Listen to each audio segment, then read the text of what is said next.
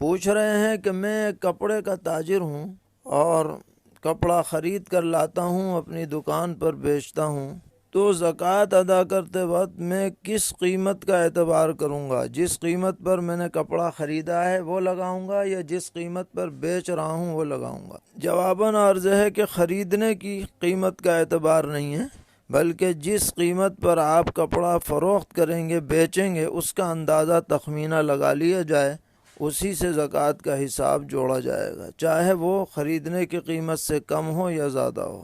پوچھ رہے ہیں ہماری تجارت میں استعمال کے لیے ہم نے گاڑیاں خرید رکھی ہیں جو ہمارا مال ایک جگہ سے دوسری جگہ لے جاتی ہیں، تو کیا ان گاڑیوں کی قیمت پر بھی زکوٰۃ ہے؟ جواباً عرض ہے کہ ان گاڑیوں کی قیمت پر کوئی زکوٰۃ واجب نہیں ہے۔ مال تجارت پر زکوٰۃ ہوتی ہے، جو کارخانے کی چیزیں ہیں یا تجارت میں استعمال ہونے والی چیزیں ہیں، ان پر زکوٰۃ نہیں ہے۔ پوچھتے ہیں ہماری کئی دکانیں کرائے پر اٹھی ہوئی ہیں اور کئی مکان بھی کرائے پر ہیں، تو کیا ان کی قیمت پر زکوٰۃ واجب ہے؟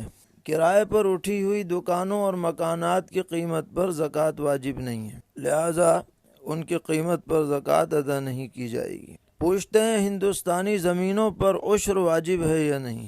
جواباً عرض ہے کہ جب سے ہندوستان میں زمینداری خاتمے کا قانون نافذ ہوا ہے، یہاں کی زمینوں پر عشر واجب نہیں رہا، کیونکہ اس قانون کی وجہ سے یہ حکماً ثابت ہو گیا کہ اصل مالک زمین کی گورنمنٹ ہے اور وہ غیر مسلم ہے، لہذا بیچ میں واسطہ غیر مسلم کہا گیا۔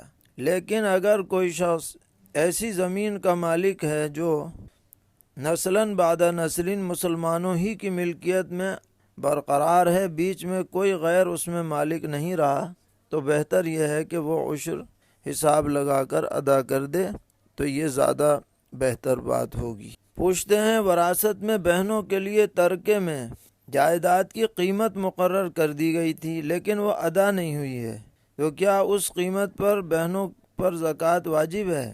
جواباً عرض ہے کہ جب تک وہ قیمت بہنوں کے قبضے میں نہ آ جائے، بہنوں پر اس کی زکوٰۃ لازم نہیں ہے۔ پوچھتے ہیں میرا اپنا زیور بینک میں گروی رکھا ہوا ہے، تو میں اس زیور کی زکوٰۃ دوں گا یا نہیں؟ اگر دوں گا تو کس حساب سے؟ جواباً عرض ہے کہ گروی میں رکھے ہوئے زیورات پر زکوٰۃ واجب نہیں ہے، اس پر آپ کو کوئی زکوٰۃ ادا نہیں کرنی۔